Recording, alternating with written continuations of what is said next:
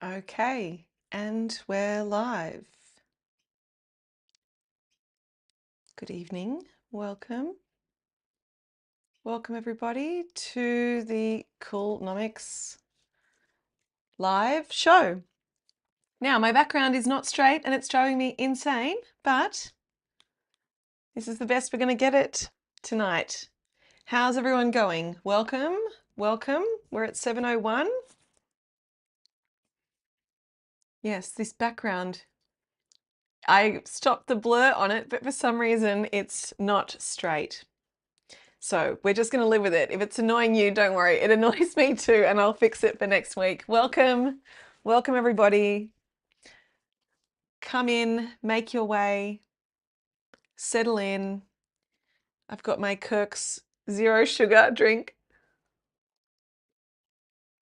Really sexy times. Good evening and welcome. I'm Robyn Wilson. Welcome to Coolnomics Live. This is our 4th episode this evening, and we are covering the 3rd principle of Coolnomics, which is how to build things that are authentic and credible. Coolnomics is an economic theory that explores the relationship between cool, or the cultural zeitgeist, and the economy. As I'm sure we can all agree, there is definitely a relationship between those two things.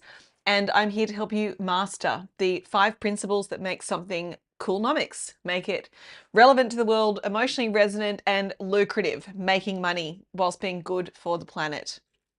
Welcome, everybody. Come in, take a seat. What are you all doing this evening? Are we eating dinner? Are you on TikTok and I'm your second screen?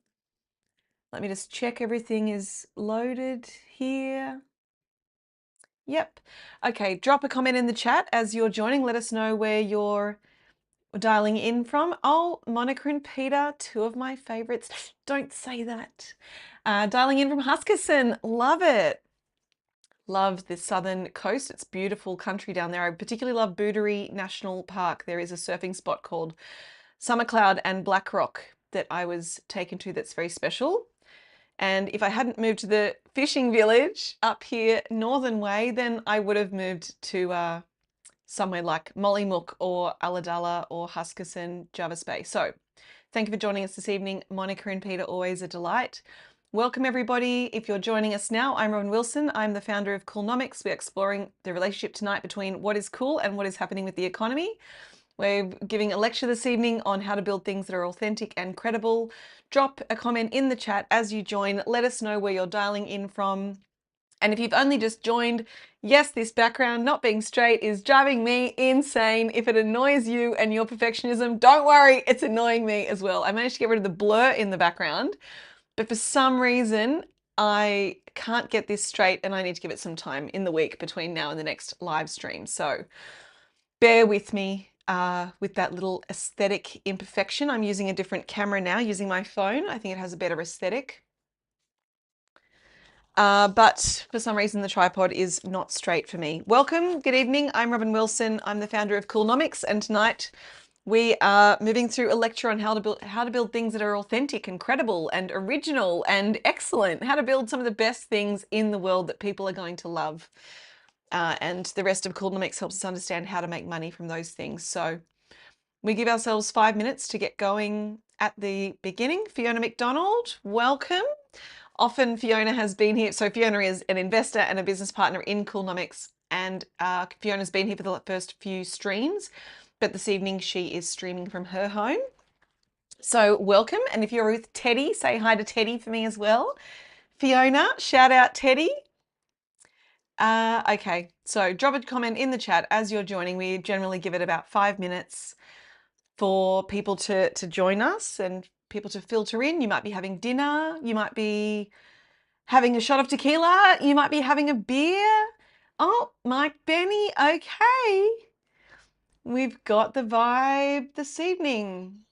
Hot nerds, a team of hot nerds. And also, oh, Stephen King. Oh my gosh, wow, thanks everybody.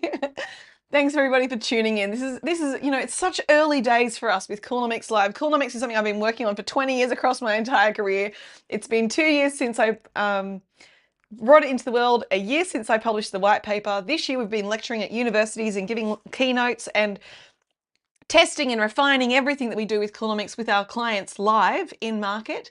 So this is new though for this part of the journey. Coolnomics Live, a live stream around the world from a little fishing village in regional New South Wales, talking about the cultural zeitgeist and the economy, and doing two things: learning how to work better with the current economic capitalist model that we have and the current cultural zeitgeist and what's relevant to the world, and how to build our businesses so they're lucrative, successful. That's what I do. Successful. That's what I do in my job each day as the CEO of Super Aura Strategy Studio. I'm a commercial strategist, and we work with our clients to write business strategies and implement them.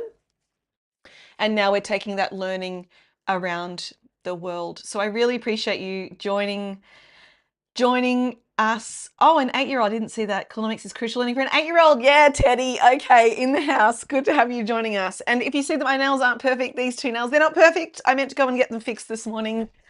But I didn't have time because I was working on actual work, because I think people running businesses aren't always aesthetically perfect, and I think that's real. So I thought it would be real to bring that to the chat this evening, that your nails might not be perfect, but are we getting features with our clients in the Australian Financial Review, Rush Magazine, New York Times Magazine? Yes, we are. So that's what I care more about than getting my nails done. Okay, it seems like we are here and we are settled. Anyone who's joining now?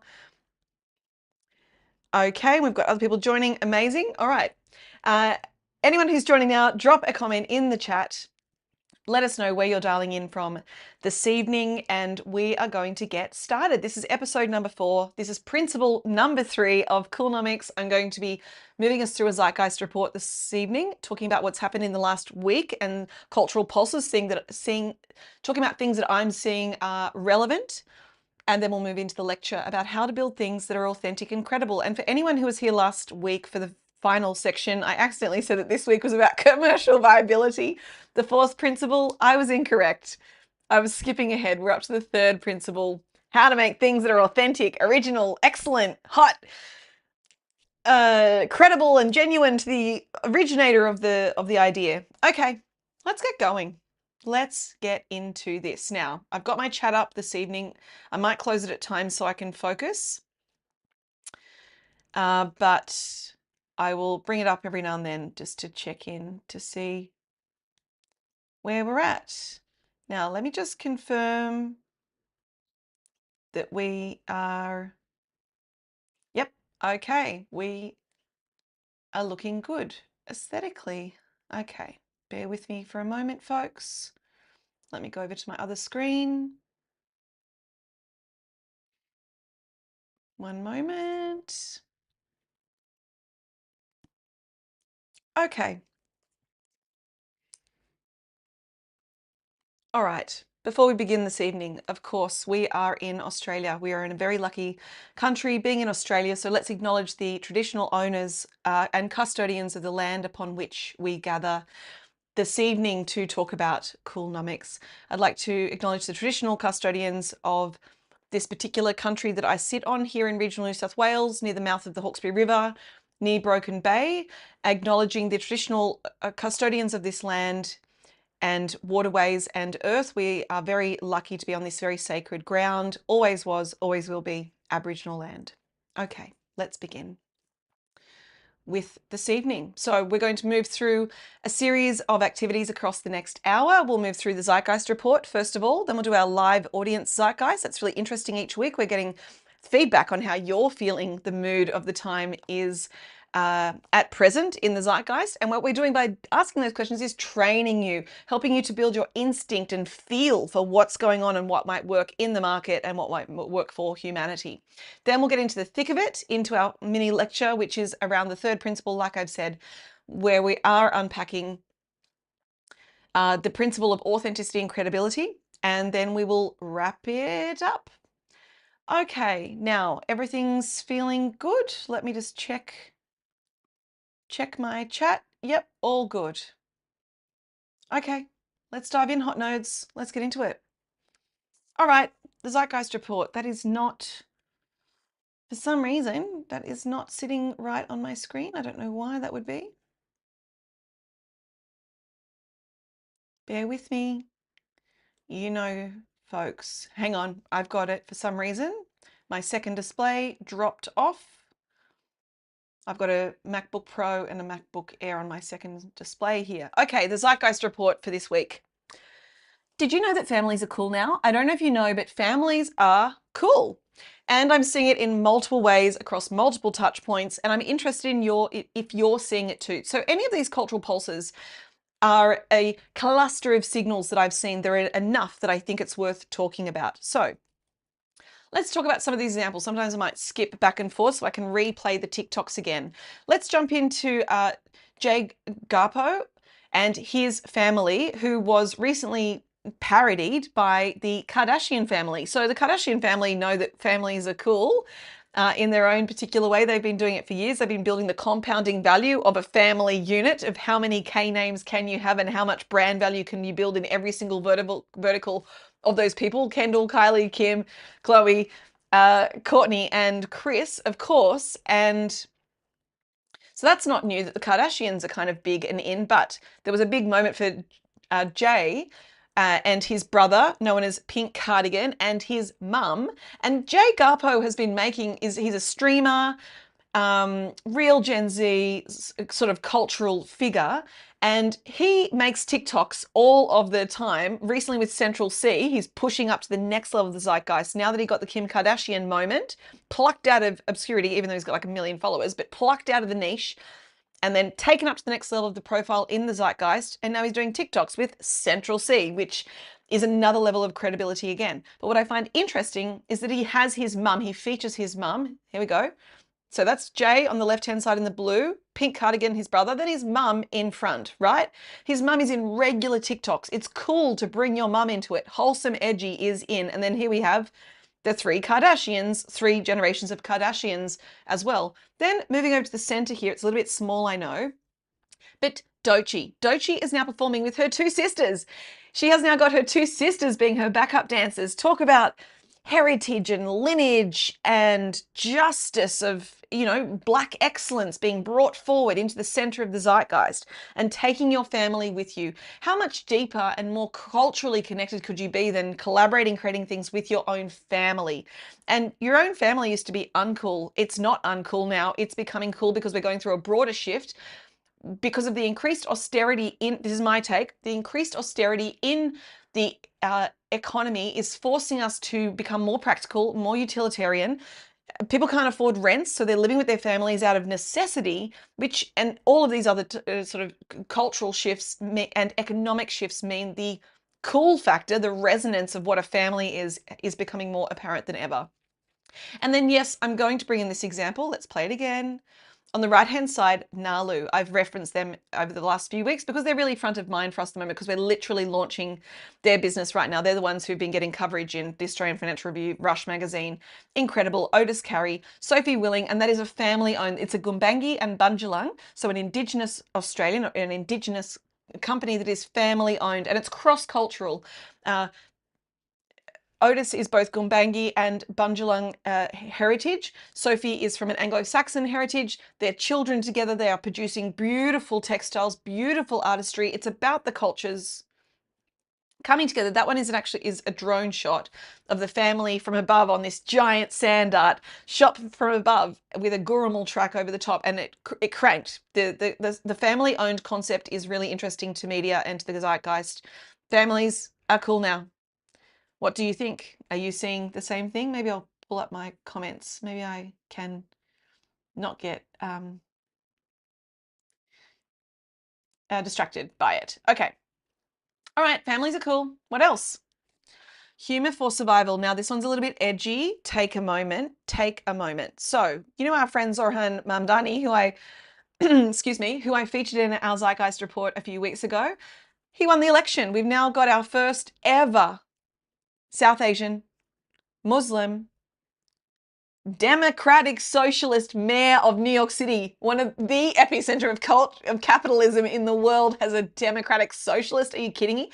Socialism is pushing through into the zeitgeist. Are you seeing this too? Let me know if you're seeing little cultural signals. And again, remember, I talk about everything in a neutral way. Sometimes I get more excited about certain things because, yeah, I have certain taste.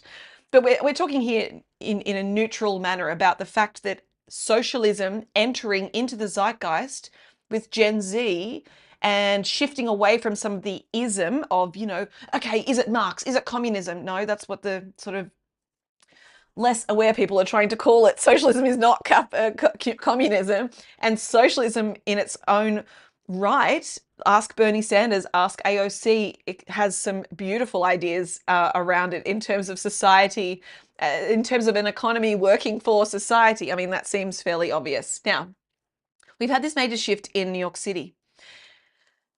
Mamdani is Muslim. Muslim is part of the Islamic faith. Now, I'm also seeing cultural signals. Besides this moment, I'm also seeing more broadly, but this is now pushing it forward. You have a clustering in terms of trends and cultural signals. I'm seeing Arabic vernacular enter into the colloquial lexicon of society. People saying inshallah, people saying Allah, people, I won't use too many terms because I'm not deep on using them correctly, but I'm seeing it become cool to use Arabic language for people who aren't of a South Asian or Middle Eastern background. Use these terms in a colloquial, jargonistic way, inshallah. Now, there's been this interesting moment because there was a certain amount of racism and, not particularly integrity-driven techniques used by Andrew Cuomo in his campaign. Once Zoran was elected, I saw a flurry of joking, humorous, TikTok specifically because it's an open algorithm, so it's much more immediate than an Instagram, for example. But I'm seeing like so much content of people making a joke about now living in Muslim New York City or socialist New York City. Like we've got this little dog here that was dressed up in a little scarf and then the caption reading Habibi on socialist train. That's ridiculous. That is funny in a very in-joke kind of way. You need to get it in order to get it, just like any sort of niche humor. But this isn't niche. This is widespread. This is a pushback. We've got another example of a woman talking about bagels and the use of the word inshallah in a more colloquial way. And then this other man, what was his one about? It was another joke. People are making these very edgy jokes about socialist, Muslim, New York being taken over by these apparent cultural and religious threats. And the joke is that New York is not taken over. The joke is New York is a melting pot of cultures. The joke is that New York is an inclusive place in its most essential form. New York has to be inclusive. It's made up of a fabric of multiple social and cultural and political and religious threads. So I found that very interesting, that humor as a survival tool, humor as a pushback tool against, say, fascism or oppression, to say, I'm actually not going to even be upset about what you're saying. I'm going to make a joke of it. So I'm going to leverage shame and embarrassment. I'm going to leverage the shift in the zeitgeist that says what you're saying is ridiculous. I'm going to make a joke about it. Inshallah. So I think that's very interesting. Are you seeing that? Is anyone else seeing this too? And would you comment on it? Again, some of the things I'm talking about are pretty like on the edge. Don't worry, I'm watching TikTok regularly every night for you to be on top of, where things are moving to. But I think this is beautiful. I think it's really cool. I think humor is good. I think inclusion is good. I think diversity is good. I think going into the depth and nuance of language and religions is a beautiful thing. Okay, next. Where are we? Okay. Now this one's a little bit different. This isn't, we're definitely there. This is both, oh, I've seen a shift this week, team. And why isn't this shifting further? Faster. Okay. This week, Tapestry Group, that own a large number of fashion retailers, signed a Tapestry Group. I think they own like, I used to work with them at QVB, Coach, and Mulberry, I believe, a fashion group, and Lululemon signed a deal, a 10-year recycled material deal. Finally, the supply chain is making a commitment, a 10-year commitment, to work with more regenerative and sustainable materials. We've all seen this coming. We've all been waiting for it to move through that tipping point, the Malcolm Gladwell tipping point, where we have large scale change. And then we've got another headline here from the New Yorker saying the climate crisis is rapidly worsening. Why aren't governments more alarmed? Great question. And I think we all know there's complexity, and this is why we need to talk about Coolnomics, because the economy is at the heart. The meeting point between society and the economy is at the very heart of what matters to people and what matters to the planet. And the only way we're going to save the planet, the thesis of the Coolnomics PhD, when it was going to be a PhD, was quantifying the economic value of cultural cool and utilizing it for social and environmental good. Because I had a hunch that if we want to save the world, and we want to do it both on a social level and on an environmental level, if we want to make the world better, we have to understand the power of cool. We have to understand about how to make it cool to save the planet, how to make it cool to have sustainable supply chains, how to make it undeniable, unmistakable, create momentum that the economy has to change because society said, you need to change. We see it with boycotts. We see it with major brands. When society gathers pace and it hits the moment in the economy, that's when things change fundamentally, materially. So I was really excited to see Lululemon and Tapestry Group go through this change this week. I thought, finally, we have a material change, a supply level change, an industrial level change. Because once you change the systems, it's hard to go back. Why would you not keep moving forward if the economics say yes to what society is saying it wants? But my question is, why is it taking so long? And I'm sure you would ask the same. Sorry, not why. We know why. My question is, how do we speed it up? My question is, how do we get the pace of society and the pace of the economy to move at pace with the environmental change? That is the question. And it's not one answer. And I can, Coolnomics tells us how we can change this. That's a big, long-term idea. And maybe we can unpack that specifically one night if you would like me to, in terms of how I think Coolnomics could save the environment. But the first starting point, I know, is to start talking about it more directly, with specificity, with challenge and a neutral mind. I studied philosophy, and I'm so glad. When I say that, I mean I did a weekly class for 2 years, right? I didn't go to university for philosophy. I studied practical philosophy, and I would recommend it to anybody. Go to the Sydney School of Practical Philosophy. It taught me how to think. It taught me how to reason. It taught me to hold a neutral mind and to observe the data in front of me, to observe the landscape, and to be able to ask questions and to hold simultaneous truths. We want fun, silly, ridiculous, frivolous things. And we need to take the environment seriously and consider our spending and be more mindful. It's not one or the other, it's both. Human beings want to have fun and can't be being puritanical about environmental change doesn't work. As we know, we've already tried the moral card, the ethics card, it doesn't stick. Otherwise, Bernie Sanders would probably be the president.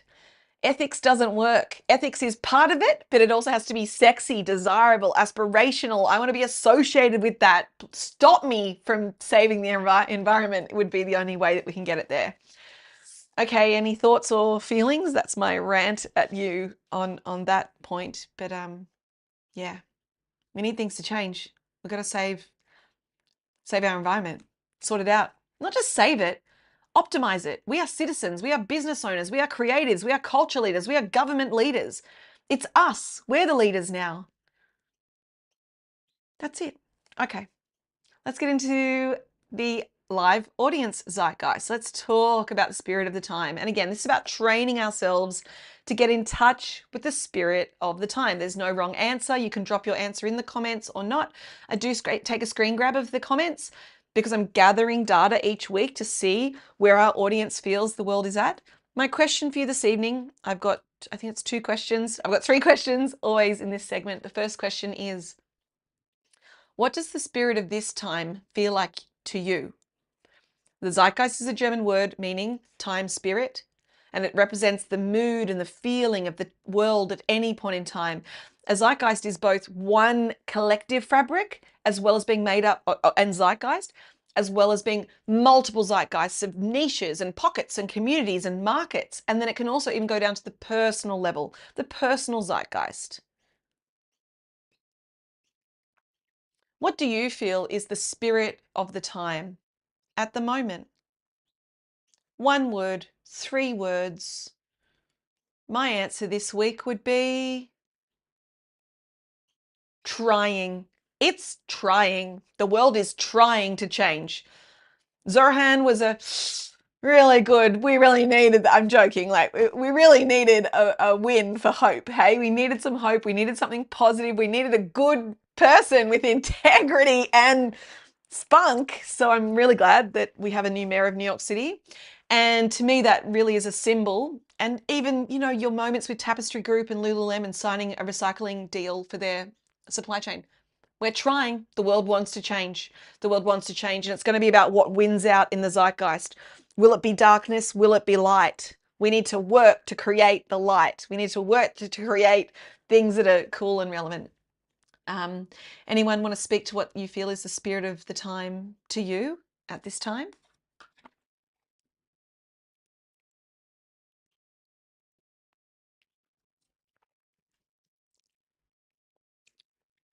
Okay, we're feeling, we're thinking, we're interpreting.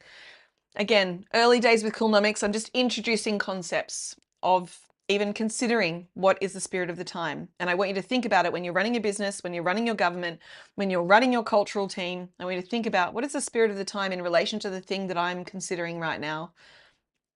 You have to be able to answer that if you want to do things that are relevant. Digesting, nice, nice. Digesting, cool. Maybe there's a composting, maybe there's a, you know, a digestion and composting of what's been before, ready for the new. Okay, the next question. What does your spirit feel like at this time in history? Your spirit, your personal zeitgeist. My personal zeitgeist at the moment is determination. I think I've been a little bit negative recently. I'm going to be honest. I've been going through a personal evolution. Had a bit of an intense, like, I don't know, a bit depressed on the weekend.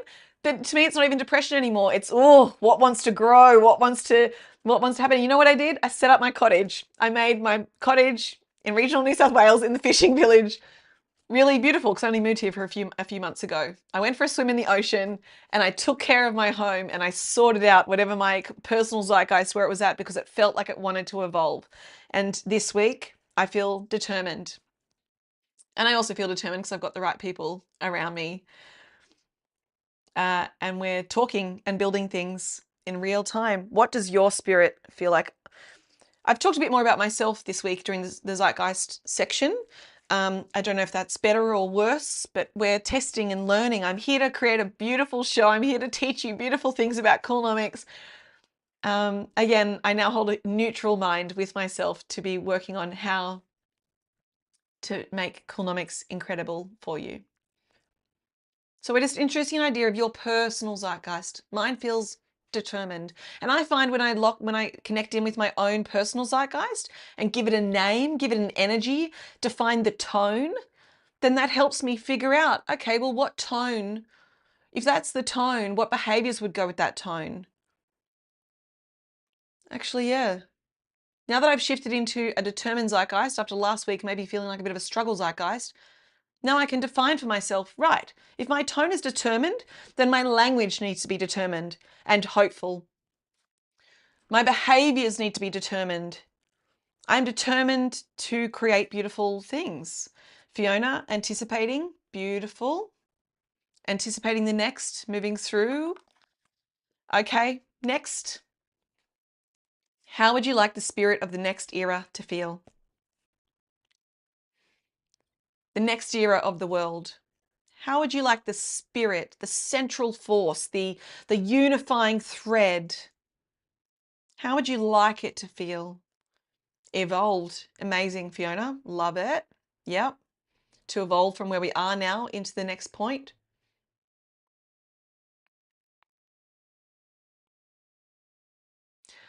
I've said this before and I would probably say it again this week. I want us to feel fully alive. And what I mean by that, that's a bit of an obtuse answer. What I mean by that is I really do feel like the economy, capitalism, come on, is crushing humanity. We've got huge wealth inequality. We have wars. We have technology racing so fast. And I don't want us to lose our aliveness. We want to remember our humanity. We want to remember our presence, what it is to be a full human being with mess and desire and darkness and beauty all at once. Mike, amazing, altruistic. That would be a beautiful zeitgeist to be living in. For people to give for the purpose of giving, to help others. And I do believe we're moving in that direction. I do. I feel this altruistic, what's the word? Genuine will, a desire for goodness. I mean, this is a story as old as time. Humanity, the energies of humanity fighting good and evil, darkness and light. Who will win? I think we're in a really overt time right now. And we're all a part of it. And part of this weekly live stream, this live experience, is to connect us all in a moment. The world is rushing and racing, and this is a moment to, I'm sharing what I'm seeing and also allowing you moments to consider, where am I at? What do I want? What do I believe is the spirit of the time? What is my leadership telling me? What do I hope for? What am I fighting for? And I'm not alone. Look at all these other hot nerds right here as well. Doing, achieving, fighting, failing, continuing on again. Community. Okay, let's move into our lecture. Thanks, everybody. So let's recap our 5 master principles. Coolnomics. So now we're coming out of the Zeitgeist Report, everyone. Now we're moving into our lecture moment. Take a seat, sit back. Also, I've changed the way I do my lectures a little bit tonight. Of course, obviously, always evolving, always iterating. More case studies this week. Okay, the 5 key Coolnomics principles are, the first 3 are the cool: cultural relevance, emotional intelligence or emotional potency, authenticity and credibility. We're unpacking number 3 tonight, authenticity and credibility. Then the second part of it, the nomics, the money, the value moving through the system, and its relationship to the things that we are creating that are cool, is made up of 2 principles. How to do things that are commercially viable. That is an art form. I've mentioned it before, but that is an MBA in itself. How to slice and dice a product, how to take a full product suite to market, how to roll out products across a time horizon to grow the value of the entity itself. Commercial strategy, I bloody love it. It's my bread and butter, writing a commercial strategy and bringing together the magic with the money and then rolling it out and making it work in real time. That will be next week. Commercial viability. And finally, we always want to be moving in the direction of regeneration and sustainability. We need to bring resonance and attention and relevance to those things. We know that they're good things. Now we need to make them imperatives and material changes to economies and industries. We're going to talk more about that in the week after. Okay, now resonance. We have a resonance equation that covers all 3. How do we create something resonant? Well, it has to be relevant, emotional, and credible. And we moved through a few examples a couple of weeks ago where we talked about what makes Lego resonant, Netflix resonant, and Apple resonance. I've also talked about Sesame Street, Liquid Death. I mean, you can apply the Coolnomics framework to every single business in this world. That is, I said that to someone today and they were surprised to hear that. Yes, it is a rigorous, robust framework that I've built over 20 years that we can apply to any business to score it, assess it, and define what needs to be optimized to increase your competitive advantage and success. So we're going to, I can start doing scoring on this live stream. We can take a business or brand and product, we can score it. We can give it a score out of 25, 5 for each principle. And we can start to bring some quantification into it. Maybe some people would like that. And also remembering it's all based on perception. So it could be a real interesting conversation starter of well, I think Liquid Death get 4 out of 5 and you might think 3 or 5 or 2. Let's discuss. But the point is to bring a framework and a measurement system and structure into the way that we build our businesses. So they're relevant and resonant and successful. Okay. Principle 3, authenticity, credibility. I've got a fly. Oh, it's a fishing village. Fly, moth. Okay, cute. All right. Credibility wins. Without credibility, you can get attention, but it won't necessarily stick and it won't bring you trust. You can have a flash in the pan moment. Take Vice magazine, take American Apparel, right? 2010s kind of examples. They were so cool. They were so hot, but the values that they were built upon are no longer relevant. Principles of misogyny, principles of chauvinism, sorry. They stood for other really interesting things, particularly Vice magazine did some really interesting work in journalism, no doubt, but the brand of Vice is no longer relevant to the zeitgeist, and that's why it's gone out of business. It's no longer relevant. It's no longer here with us. Same with American Apparel. It doesn't have the trust from the audience, which means that they fall away. Now let's do a little bit of etymology. Let's have a hot nerd moment. The word authentic, where's it even come from? The word authentic, oh my gosh, it's one of the most misunderstood, the most ambiguous terms we're using. So we are using it every single day. Just be authentic. No one knows what that means. No one knows what that means. We might have some versions of it. I know for me, I have to dig so deeply and I can never really land on anything particularly solid when I think about authenticity unless I bring it back to the etymology. To be authentic is to be genuine or original. Authentikos, from the Greek authentikos, to come from the originator. So to be authentic is to be you. And I think the thing that trips people up is, well, me, I mean, some parts of me are awesome, but also some parts of me are messy and scary and silly and dumb or whatever it might be. So when you tell someone just be authentic, and also not socially palatable. So when you tell someone to be authentic, particularly neurodivergent people who think very deeply and think in a very complex manner, and often in a literal sense, it's hard to know what that even means. To be authentic is to be original to yourself, to your own thoughts. But it doesn't mean that the story that you're presenting or the product that you're bringing to market or the content that you're creating is going to show all parts of that authenticity. It's going to show the parts that you decide are true to you, true to your originality, true to your genuine nature and self. And that's why they say content creation is one of the greatest personal development activities you can undertake, because you're going to be seen 360 and people are going to tell you what they think of you. And that's when you rise. That's when you become, that's when you have something to interface with to decide what you're going to leave behind and what you're going to hold on to, because that is what is genuine and authentic and original to you. Authenticity is absolutely crucial, yet it's a real art form to learn about. Okay, now credibility derives from the Latin verb credere, is how I'm pronouncing it. And that credere becomes multiple different words relating to credibility, but it means to believe or to trust. When someone tells me something, it's just like being a witness, yeah? A credible witness or a credible source. If a brand or a business says something to me and it feels consistent, trustworthy, correct, resonant, relevant, true to them, then it's credible. If it's not those things, I'm not going to buy the product. I'm not going to want to be associated with it. I'm not going to support it. I'm not going to tell my friends about it.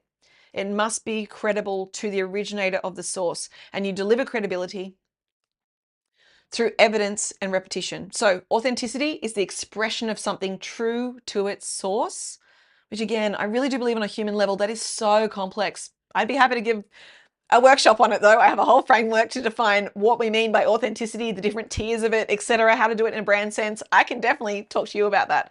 But authenticity is something that is original, and then the credibility comes through repetition, evidence, being reliable, being consistent. And that's how we get trust. So very simply, in a business setting, in a government setting, I want you to stand for something clear and I want you to repeat it. And I want you to stand for something clear and I want you to repeat it. And I want you to keep iterating these ideas. I want you to make them clearer. I want you to make sure that they are in keeping with the world is at. I want you to make sure that you're iterating the richness of what you stand for, but always from the original, keeping the source original, iterating the expression is how we get better at our authenticity. And then we repeat it. And that becomes our credibility. And the two work together. We iterate, we refine. And we keep doing that until it hits. Remember I talked about the cultural hit last week, 2 weeks ago? Let's talk about some examples. Now, I've got 3 case studies for you. I'm going to talk to you about Gelato Messina in case you're waning, getting bored. This is what we've got coming up in the next 10 minutes. Okay, I'm going to talk to you about Gelato Messina. We're going to talk about ice cream. We're going to talk about July luggage. We're going to talk about... Oh my gosh. I put it together myself and it's just fallen out of my head. Chapel Roan is going to be the example that we're going to talk about where it doesn't work, where something isn't authentic and credibility. Not Chapel Roan herself, but a club in Sydney. We're going to talk about July, we're going to talk about Messina, and we're going to talk about, oh my gosh, Naji Chu. We're going to talk about Lady Chu in Potts Point, the infamous Naji Chu. Okay, stick around with me. Now, Messina. What makes Messina authentic and credible? And I remember when Messina started, I think it was on Crown Street back in the 2010s when I lived in Surrey Hills. I was just thinking today when I was working on this case study, I remember back in the day at the very beginning, they were just Messina, and then they became the Messina with the queues out the front, and then they introduced their tasting room and laboratory and then their iconic cakes, and they grew.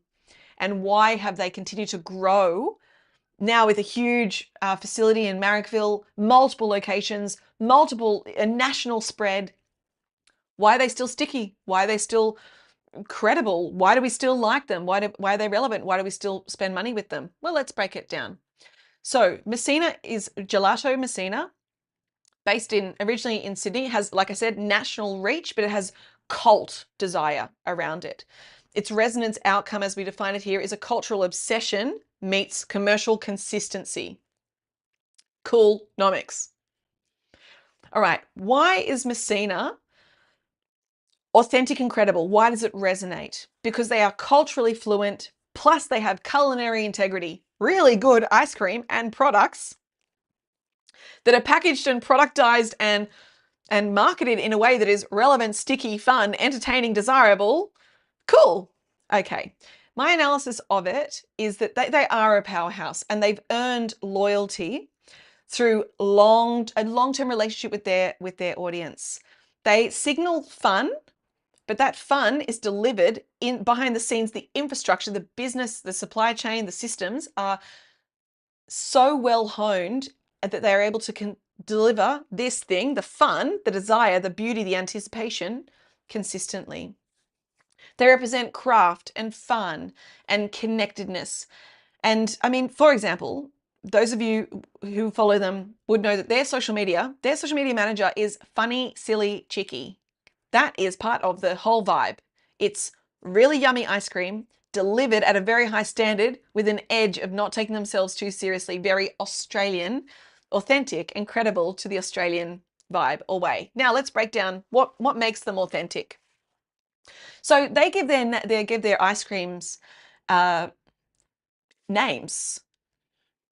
I didn't pop them here, but they reference The Simpsons. They reference notorious they reference Biggie. They reference movies, music, and cultural moments that ensure that the ice cream flavors and products they're delivering to market are humorous and relevant and shareable, and also show that oh yeah, you know what I'm talking about? That's like a silent, right?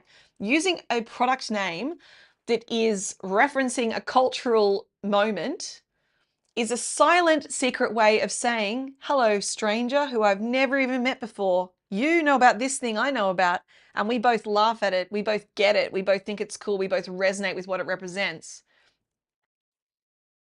That's a secret way, a shortcut way, that's cool, of connecting human beings around a planet around one shared thing. It's ice cream in this setting, but you can apply the same principle to an election campaign.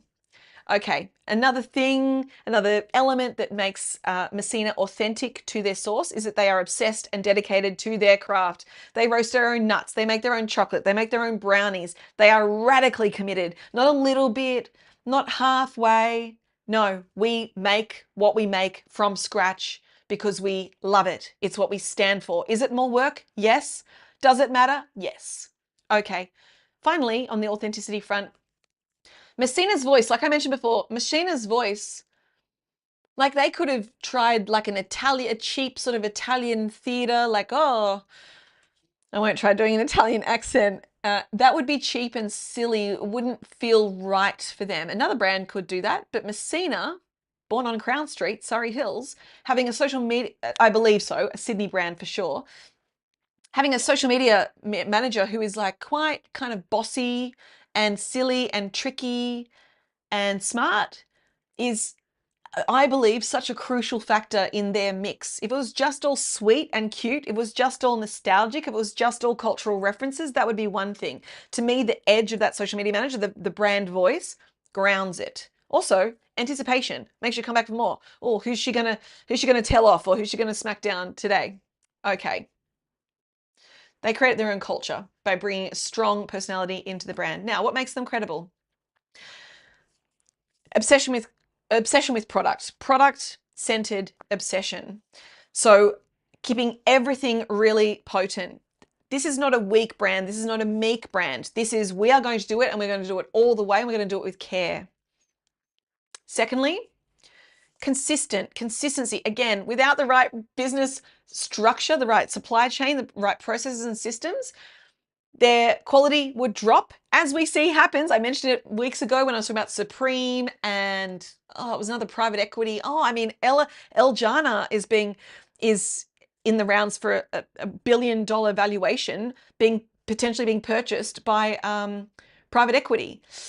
That could spell the end. Quality going down. When you take the originators out of the business, it's very hard to sustain the originality, the authenticity, the credibility.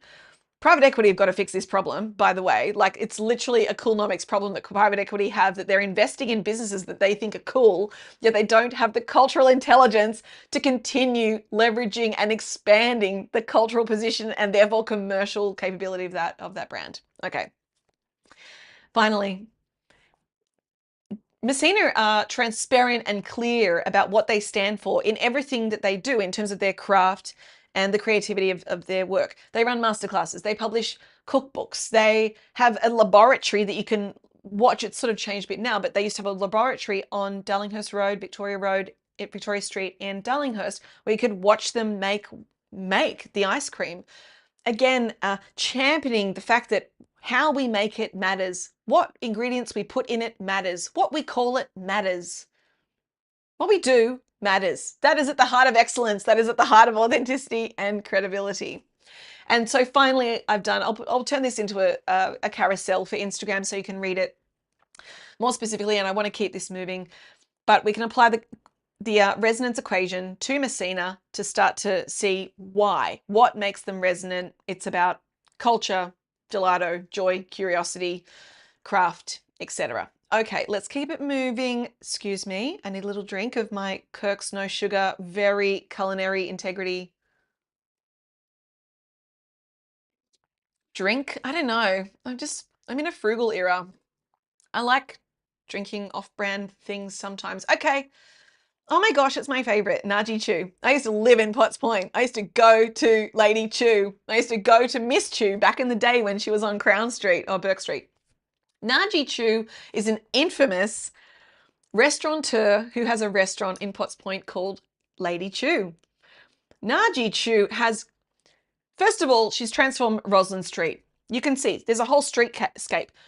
Her restaurant cranks. She produces, and her team produce, excellent food. Great tasting, excellent food. This whole story wouldn't work if her product sucked. It doesn't. Lady Chew, Naji Chew, delivers an incredible culinary product to market. Excellent service, excellent food, first of all, but then the flavor. Naji Chew has taken over the streetscape. You might have read about it in the Sydney Morning Herald with her chairs and tables and her pot plants. And I think there's street lights, plants, etc. And then across the road, she's even set up a little lounge area for people to sit. It's a vibe. It's really cool. But City of Sydney had an issue with her taking up the footpath. And we can have a different conversation about access and wheelchairs. That is very important. I cannot deny that. But the way that Naji went about it, she even has fortune cookies referencing Clover Moore, the Sydney mayor. Fortune cookies available at her restaurant, using humour as a tool of dissent, let's say. Naji is on camera, Sydney Morning Herald, talking about her fight with the city of Sydney, with the council. And her patrons can go one of two ways. Now, when you go to Lady Chew, I used to sit there with my ex-boyfriend. We would sit there and watch people rock up at this restaurant. And if they were brand new and they engaged with Naji, they had the Naji experience, they might not get it. They might be scared. They might be offended.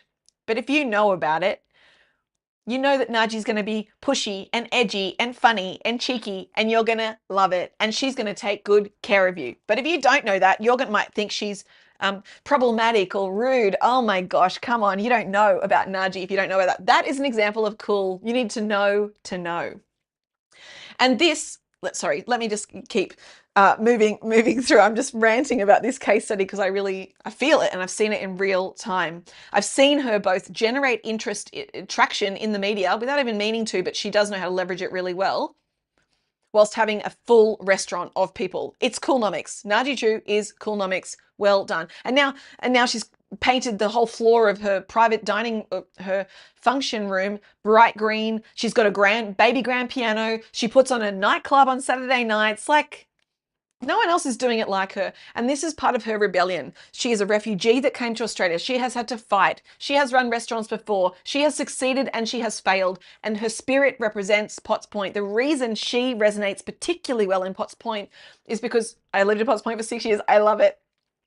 Potts Point is a combination of both tension and tenderness. In Potts Point, you have a lot of educated people, have a lot of wealthy people, but in Potts Point, you have to care about the community as well. There is a softness to Potts Point. There is a kindness, a tenderness, a care. You have the full vertical of the socio-economic scale in Potts Point. You have people living on the streets and also being supported by Wayside Chapel, right through to some of the most high value property in the city. Naji Chew is that. She is an avatar of the Potts Point community, and the Potts Point community are supporting her. And also the fact that she's polarizing is good. People are literally talking about her in the Potts Pointers Facebook group, which is one of the best, probably it's the only reason I would ever go on Facebook, talking about Naji Chew, and you either love her or you don't get it. And that's an example of cool. It's emotionally potent, culturally relevant, and authentic. Why is Naji Chew authentic? Okay. I've sort of started to cover it already. Every single detail evokes a particular mood.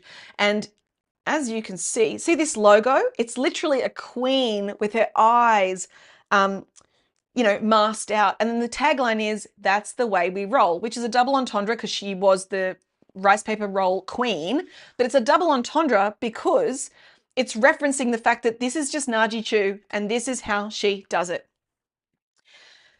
And so place as identity, everything that Naji represents and stands for is seen through every single touch point. It's both rebellion and quality in one moment. That is a compelling offer. Who wouldn't want that? And the learning for you is be emotionally potent. Don't be afraid of being polarizing, but you need to know what you stand for and you need to repeat it. Naji is a bit anti-establishment. Naji is here for the party. Naji is here for good food and a community, no matter what it takes.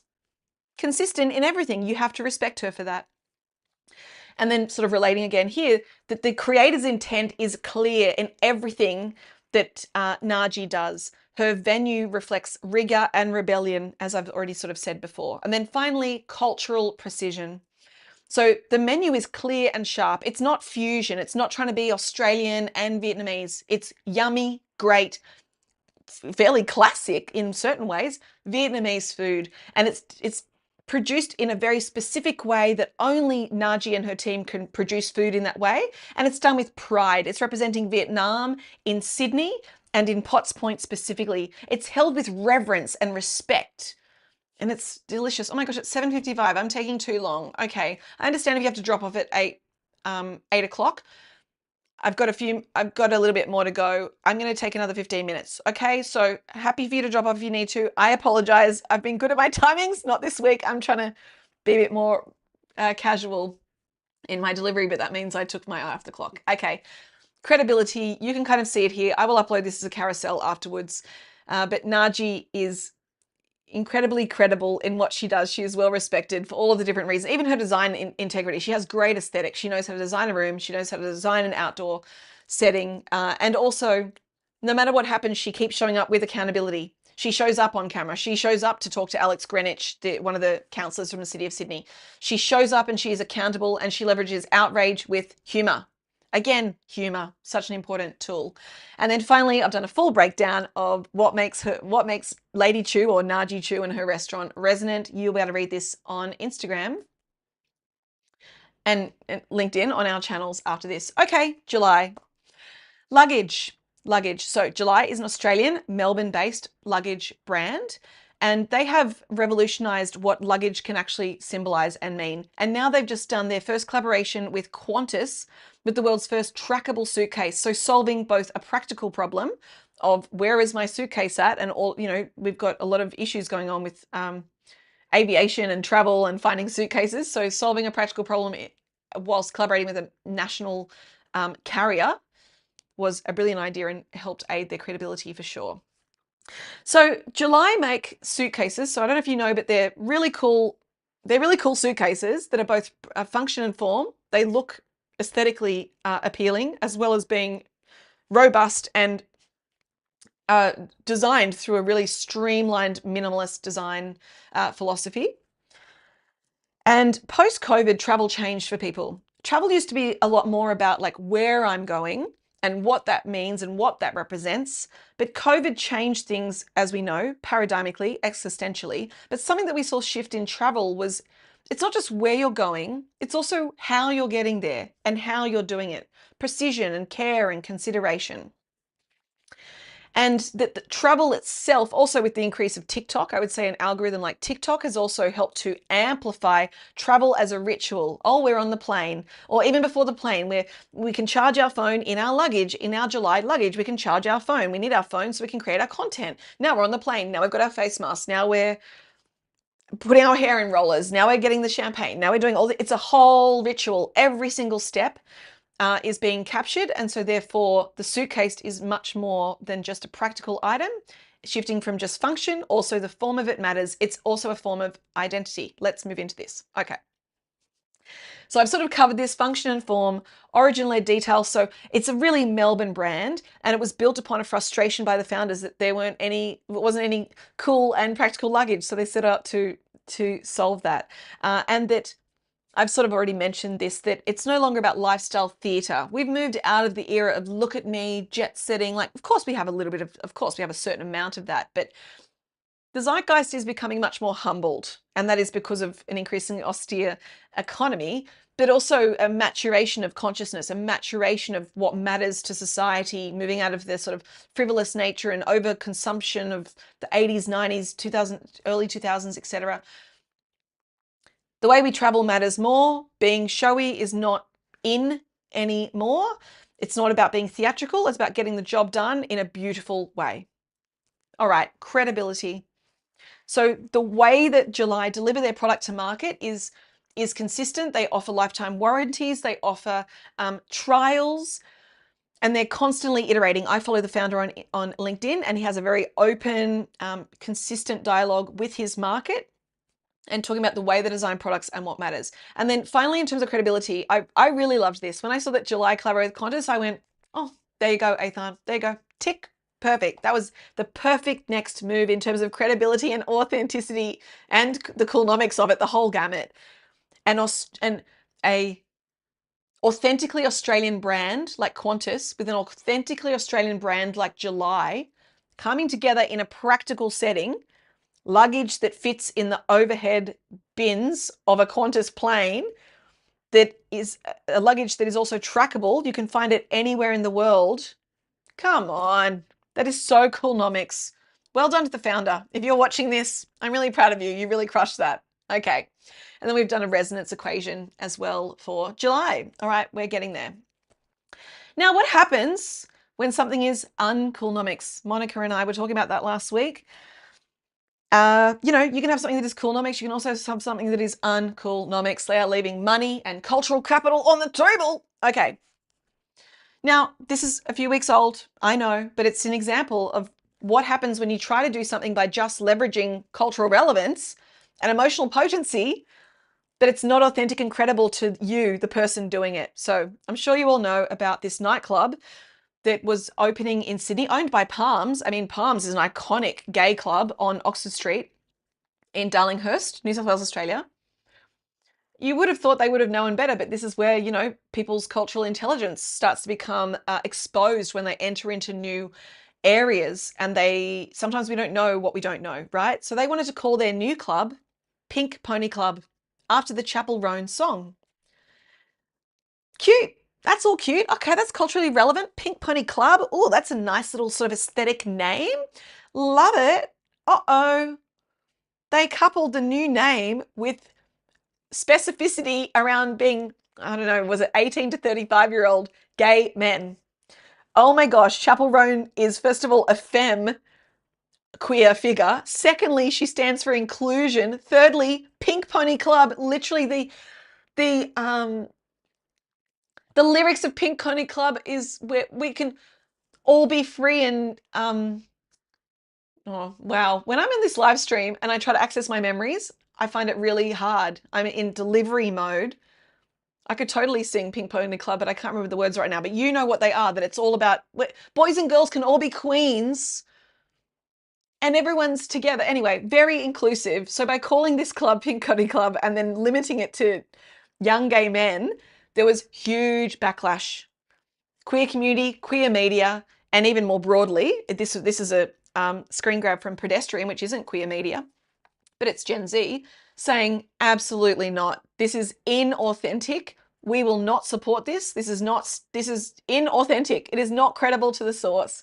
If it's Pink Pony Club, it needs to be queer, not just gay. It needs to be inclusive. It needs to be gender open across the gender ecosystem. And the material outcome from the backlash was they had to change the name. Yes, the market will tell you what is relevant and what it's going to pay for. This is an example of public rejection and a misalignment between the idea and its authenticity, what it represents, and the zeitgeist. That's why Palms works. And maybe they can get away with, not get away with, but they can own a bit of a niche of maybe gay men because it's palms. That it aligns with the tropes of campy palm trees. Not Chapel Roan Pink Pony Club. Come on, what are we doing? Okay, all right. I've managed to sort of. Sorry, I did do a whole analysis. I forgot that I did do that for you. But I've already covered all of this. They wanted to borrow some cultural heat, but if their values don't align with the cultural heat they were trying to leverage, it's not going to work. Okay. We got there. It's 8:03, not too bad. I thought I had much longer to go, so we've pulled it back in time. I'll pop all my slides, as I always do, pop the slides up on LinkedIn and Instagram over the next week. Fiona and I and Laura, who's also working on the graphics with us, so that you can read things in more detail and digest them. And I know that I said last week commercial viability is next week, but that's not true. This week was credibility. Our next session will be about commercial viability, but guess what? Tomorrow morning at 9:30, I am interviewing our new friend, Dr. Joel Dinnerstein, who wrote the book, The Origins of Cool. We're going to be talking, it's going to be a 40-minute interview, and I'm going to be asking him about Humphrey Bogart.